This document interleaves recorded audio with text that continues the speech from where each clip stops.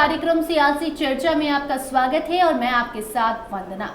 देखिए, कांग्रेस ने कन्हैया कुमार पर नया दांव चला है। कन्हैया कुमार बिहार में रोजगार दो यात्रा शुरू कर चुके हैं और उसके बाद अब कहा जा रहा है कि तेजस्वी की मुश्किलें बढ़ सकती हैं।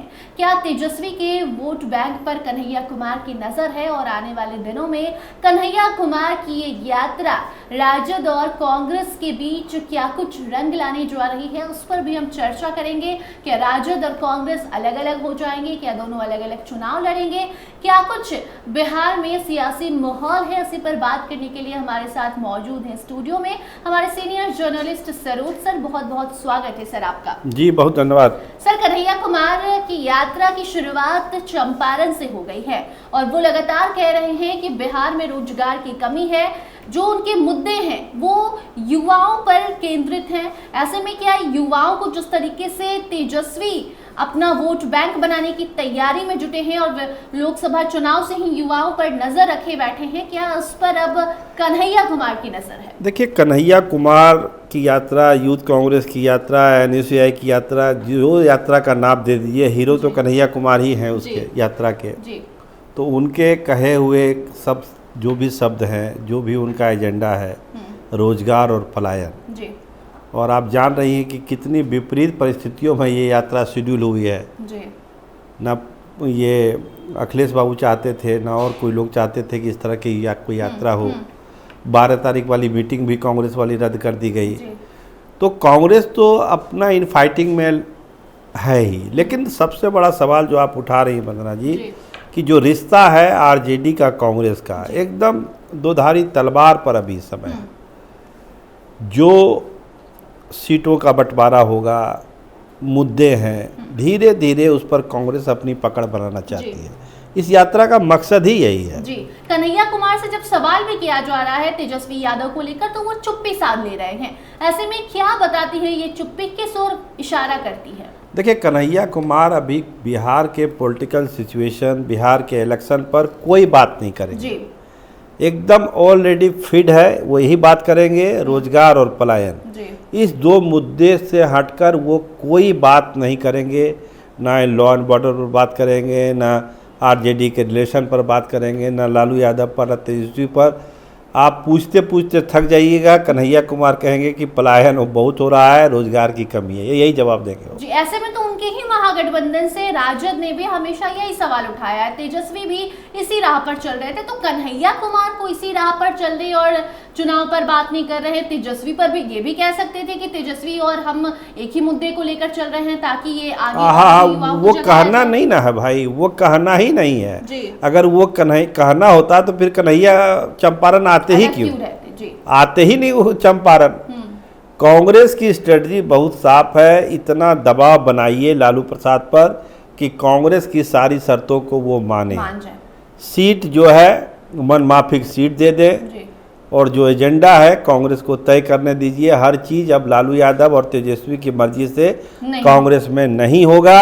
इस यात्रा का यही मकसद है, यही समझिए जी। अखिलेश सिंह नहीं चाहते थे ये यात्रा हो, बावजूद इसके ये यात्रा हो रही है।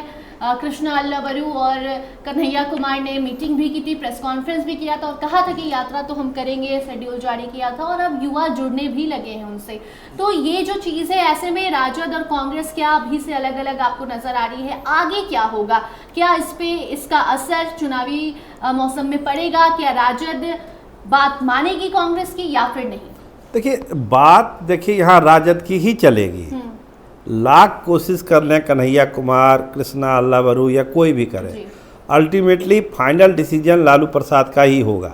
मतलब ये यात्रा, इतनी मेहनत बेकार जाएगी? हम ये नहीं कह रहे बेकार जाएगी, ये प्रयास है कांग्रेस का। ये प्रयास है कि हम आरजेडी पर एक दबाव बनाएं इन सब चीज़ों से। जो कहा जाती थी कि कांग्रेस सदाकत आश्रम तक सिमट कर रह गई, इन सब सवालों का जवाब कन्हैया की यात्रा से मिल रहा है कि नहीं, कांग्रेस सदाकत आश्रम तक नहीं है। कांग्रेस तो पदयात्रा भी कर रही है, आंदोलन भी करेगी, रोजगार की बात कर रही है, पलायन की बात कर रही है, तो कांग्रेस सदाकत आश्रम तक कहाँ सीमित है? लेकिन मूल सवाल यही है कि इन सब चीज़ों का आरजेडी के डिसीजन पर क्या असर पड़ेगा कि नहीं पड़ेगा, यही सवाल है। तो इसका जवाब सीधा है कि असर नहीं पड़ने वाला है।